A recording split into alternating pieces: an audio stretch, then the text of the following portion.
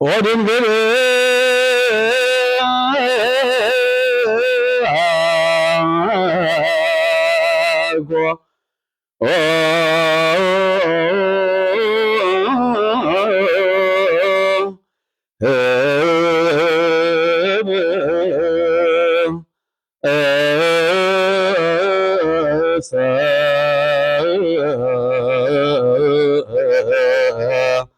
ምድራዊ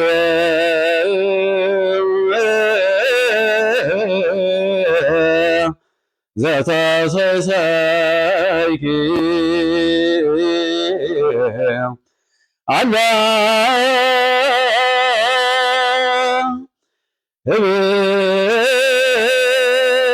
ህብስተ ሰማያዊ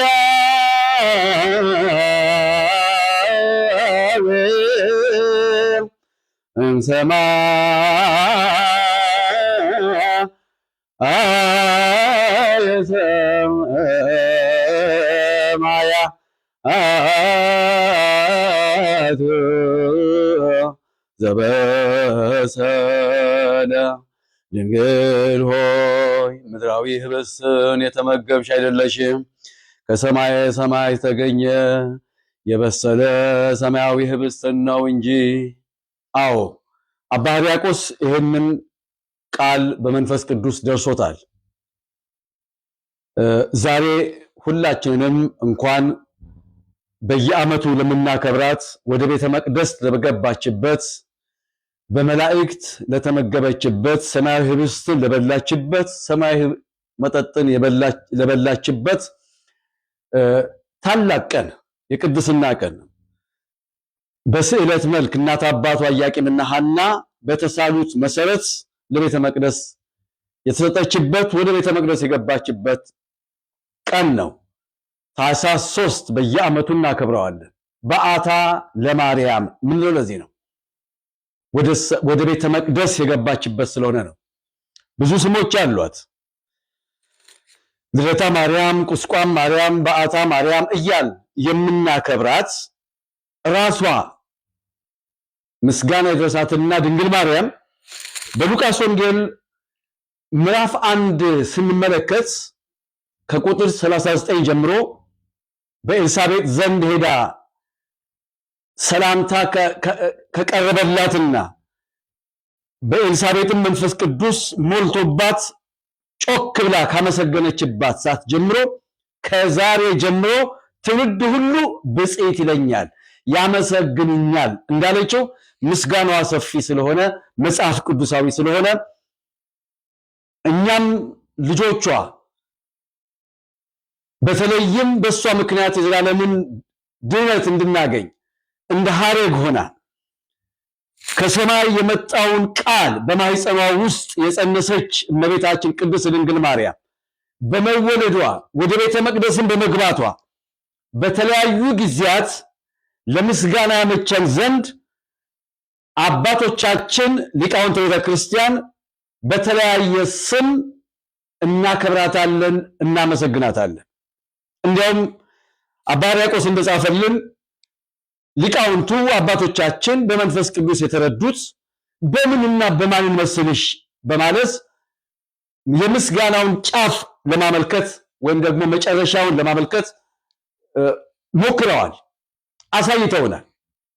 ስለዚህ አሁንም እንኳን ወደ ቤተ መቅደስ የገባችባት በዓታ ለማርያም ለተባለው ዓመታዊ በዓሏ አደረሰን አደረሳችሁ። ይህንን ስናከብር እንግዲህ አስቀድሞም ሳትወለድ በፊት በነቢያቱ የተነገረ ቃል አለ። አንቺ በጽዮን የምትኖሪ ደስ ይበልሽ እልልም በይ፣ የእስራኤል ቅዱስ በመካከልሽ ከፍ ብሏልና። እሱ ነው ሚስጥሩ። የእስራኤል ቅዱስ ብሎ ጌታችን መድኃኒታችን ኢየሱስ ክርስቶስ በመካከልሽ ብሎ በማኅፀኗ ምን ብሏል? ከፍ ብሏል። ምን ይበላት? ደስ ይበልሽ አላት። ቅዱስ ገብርኤል በዘመነ ሐዲስ ወደ እርሷ ለምስራች በመጣበት ጊዜ ከሰማይ ተልኮ ደስ ይበልሽ ነው ያላት። ይህ ደስታ ማለት ደስታ ነው፣ ውስጥን የሚያረሰርስ እስከ ሰማይ የሚያገናኝ ደስታ እንጂ የሚጠፋ ለጊዜው ታይቶ የሚጠወልግ ደስታ አይደለም። በመልአኩ በቅዱስ ገብርኤል የተነገረ። ስለዚህ የመላእክቱ ደስታ የምስራች ቃል ይዘው ሲመጡ ምን አይነት ደስታ ነው ስንል የሰማይ ደስታ፣ እሱን ይስጠን ለሁላችን። እሱን ደስታ ነው፣ እሱን ሰላም ነው ያጣ ነው፣ እሱን ፍቅር ነው ያጣ ነው። ከሰማይ የሚገኝ በመላእክቱ የሚገኝን ደስታ፣ ፍቅር፣ ሰላም ጎሎናል። በዘመናችን የተለያዩ የሚያስጨንቁ ነገሮችን እየሰማን ያለን። ይሄ ሊመጣ ግድ ነው። ሊመጣ ያለው ይመጣል ነው። ብዙ ጊዜ በተደጋጋሚ ተናግረነዋል። ሊመጣ ያለው ይመጣል። ያው እንደ እንግዳ ነገር የምንሰማቸው በልዩ ልዩ ሚዲያዎች የምናያቸው አዲስ እየመሰለን እንደ ጆሮ ጭው የሚያደርግ ነገር ስንሰማ ምን ደነግጠው ነገር እንደሚመጣ በዕብራውያን 10:35 ላይ ተጽፏል። ሊመጣ ያለው የግድ ይመጣል፣ አይዘገይም ይላል እንደው። ስለዚህ ያለንበት ዘመን አዳዲስና ጆሮ ጭው የሚያደርግ ነገር የምንሰማበት ስለሆነ እባካችሁ ለፍቅር ተነሱ፣ ለሰላም ተነሱ፣ ለጸሎት ተነሱ፣ ወደ እግዚአብሔር ቅረቡ። ዘመናችን ተበላሽቶ አይቀርም። አይተናል። የዛሬ 15 ቀን ያከበርናት ታቦተ ጽዮን ብለን ዳጎንን ታቦቱን ዳጎን ፊት እስኪያሰግዱ ድረስ ታቦትን አቅለው ታቦትን አርክሰው የመሰላቸው የአዛጦን የአስቀሎና ልጆች የቢትሳሜስና የፍልስጤማውያን ልጆች ሞክረው ነበረ። አይቻልም ከእግዚአብሔር ጋር መታገል።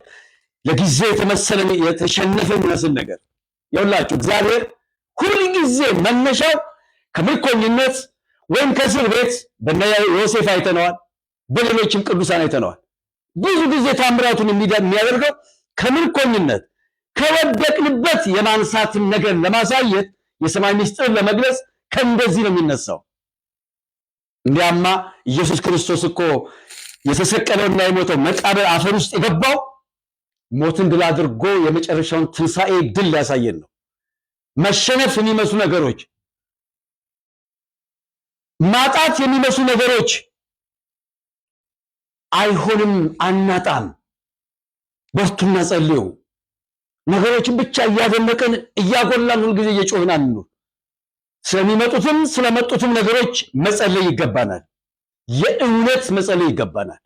መቅደሶቻችንን እንጠብቅ፣ ቤተ መቅደሶቻችንን እንጠብቅ። የምድራዊ ስጋዊ ስልጣን ነው እኛ የምንፈልገው አይደለም።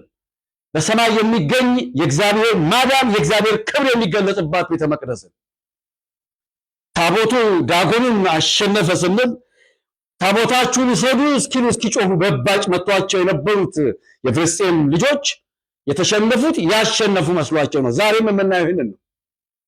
ታቦት ይማረካል፣ ታቦት ይሸነፋል፣ ታቦት ይታሰራል፣ ታቦት ይሰረቃል። ግን ያ ማለት ሃይማኖት መፍረስ ማለት አይደለም። ድል ያደርጋል እግዚአብሔር፣ ምርኮን ይመልሳል እግዚአብሔር። ይህንን ነው ማጽናት ያለብን። በዓላቶችን ስናከብራቸው ተስፋ በማድረግ ነው። እመቤታችን ቤተ መቅደስ በ3 ዓመቷ ለምን ገባች ቢባል ይቺ ዓለም ካለችበት ከመርገመ አዳምና ከሔዋን መርገም በረከትን ወይም መዳንን ታገኝ ዘንድ እመቤታችን ወደ ቤተ መቅደስ ገባች።